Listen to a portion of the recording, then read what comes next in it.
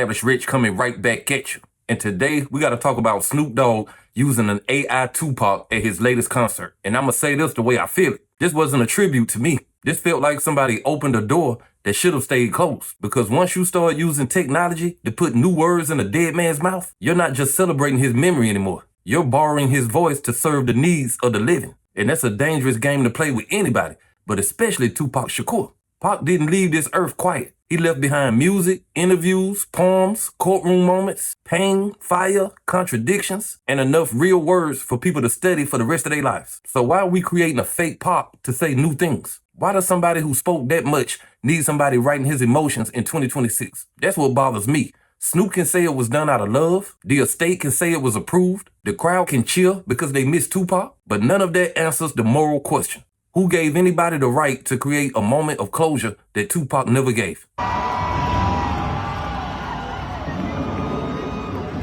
Pop, what up, guy? Doggy dog. Been a minute. For sure, for sure. Hey, it's good to see you. Good to be seen. Man, proud of you, dog. You doing everything we talked about 30 years ago. You're helping out the community. You doing things with your family. You done became a grandfather. And you keeping it gangster. I love that. I respect that. Appreciate that, God. But dog, remember what you said 30 years ago? When I asked you about politics? Yeah, I remember what I said. Do you remember? Yeah, nigga, I remember clear as day. You told me I ain't with the Republican Party and I ain't with the Democratic Party. I represent the motherfucking gangster party. For sure. Let's get it. I don't care how many people clap. That looks strange. An AI Pac with angel wings, a death row chain, and a fake voice telling Snoop that he's proud of him? Come on, dawg. That's not just technology. That's emotional manipulation. You taking people who love Pac, who miss him, people who grew up on him, and you giving them a digital scene that feels like it came from Pac when it didn't. That's why this is different from playing an old verse or showing old footage. Real footage belongs to history. AI dialogue belongs to whoever wrote the script. And that script can change anything. It can make Pac forgive somebody. It can make Pac represent something he didn't. It can make Pac sound peaceful about things he may have still been angry about. It can make Pac stand next to people, brands, politics, or products he never chose in real life. And that's dangerous. That is how you start rewriting a dead man without admitting you rewriting him. And with Snoop, that hits even harder because Snoop himself has said that his relationship with Pac was not good when Pac passed. So now we watching a digital Pac speak to Snoop like everything was healed, when the real Pac never got to have that conversation. That's not fair to Pac. It might feel good for Snoop. It might feel good for the crowd. But the man whose voice is being used can't say whether that's true or not. When we got to L.A., they went to Vegas and I went home. That's why I wasn't in the car with them. Because naturally, if you see all of the pictures around that time, it's me, Pac, and Suge. Everything is us three. After the New York trip, that's when it was just them two. Because I had made my decision on, I don't want to keep beefing with some niggas that we should be cool with.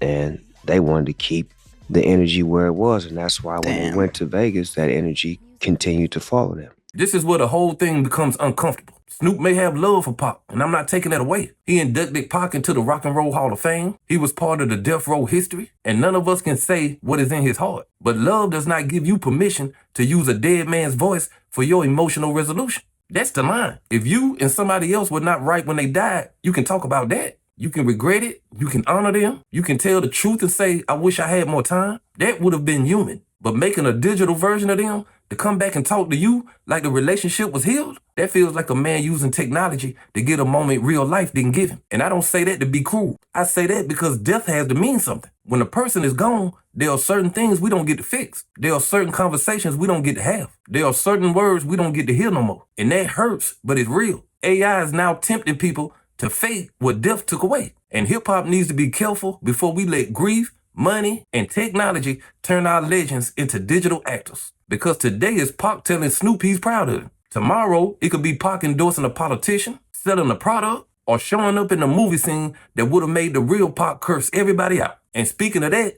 Pac is already being used in other places. That same week, people were talking about his likeness being used in a video game. Then you look at the Sora app and AI Pac in all these ridiculous situations like it's funny. And it starts to feel like his image is being passed around without any spiritual respect being paid to it. Pac working at Target, Pac working in the drive-thru, Pac being dropped into random internet jokes like he's not one of the most important figures in hip-hop history. That was embarrassing to watch, not because you can't laugh at Pac, but because the culture should know when playing with somebody's image becomes disrespect. Everything funny is not harmless. Sometimes a joke is a sign that we have really stopped protecting what should be sacred. Where is the estate now? What is going on with that now? There is a lawsuit between the estate and Sechua, Tupac's sister. And a lot of it is about how they handle her and the children, how they handle the business and the brand of Tupac, and how they handle people that worked very hard to create that. How does her opinion not matter? There's a whole bunch of people that love Pac, that love Defani, that knows that they should be treated fairly and with respect. No offense, you are an employee. Yeah. You're not getting statements, there's money missing. While you sitting here, if Tupac was here right now, how would he expect you to treat them? The estate part matters because everybody keeps saying the estate approved it, so that makes everything okay. It doesn't. An estate can sign off legally and still leave people feeling like something was morally wrong, especially when Pac's own sister is fighting the estate in court. Now, I'm not a judge, and I'm not saying every allegation is true, but when the family is raising serious questions, and then the public sees Pac's image being used for concerts, video games, movies, and digital content, people are going to ask who is really protecting Pac, because there's a difference between managing an estate and guarding a legacy. Managing an estate is paperwork. Guarding a legacy takes love, discernment, and the courage to say no even when the check looks good. Pac don't need to be everywhere. He don't need to be involved in every new technology. He don't need to be brought back every time somebody wants a reaction from the crowd. Sometimes the most respectful thing you can do for a legend is leave them where they stood and tell everybody else why they matter. Play the real interview. Play the real verse. Show the real footage. Let young people meet the real Pac, not a version of him they can be programmed to make everybody comfortable. Because the real Pac was not comfortable. That was part of his power. He made people feel him whether they agree with him or not. AI Pac doesn't have that danger. AI Pac doesn't have that conscience. AI Pac doesn't wake up and change his mind. AI Pac can't call somebody fake, refuse a check, or say, I don't want my name on that. And that is exactly why people have to be careful. The easiest version of an artist to control is the one you create after they gone. I interviewed like some family members, just distant family members who happen to live in Lumberton, and one guy goes, hey, do you want to tour the house? I'm the caretaker. I'm literally inside of Feni Shakur's house with the caretaker. She's died in 2016, so all her boxes are packed up. Here are her books, here are stuff. And then he said something to me that he goes, do you want to see where Tupac is buried? What do you mean? Because everyone knows Tupac's ashes were spread off the Pacific in Malibu.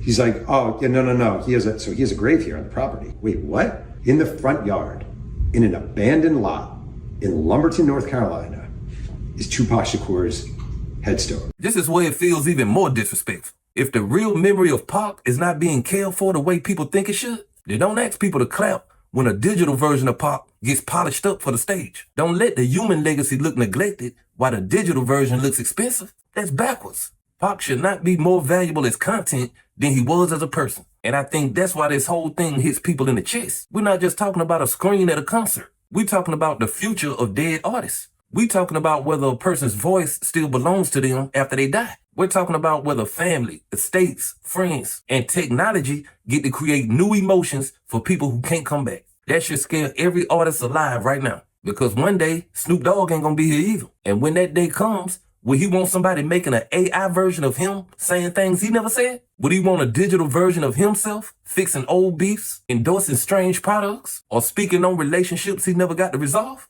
I don't think he would. So why is he doing it to Pac?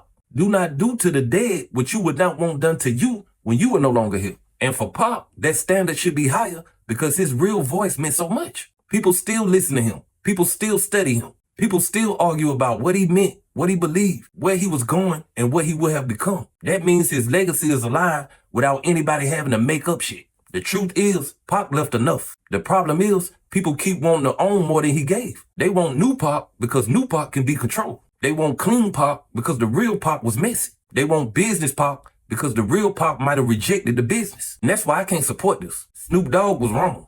The estate needs to be questioned. The culture needs to draw a line. And fans need to stop being so amazed by technology that we forget to protect the human being behind the image. Tupac Shakur does not need new fake words. He needs his actual legacy taught correctly. He needs his family concerns taken seriously. He needs people to stop using his face and voice like digital property that can be dropped into anything for a moment. And most of all, he needs the living to stop speaking for him when he already said enough when he was here.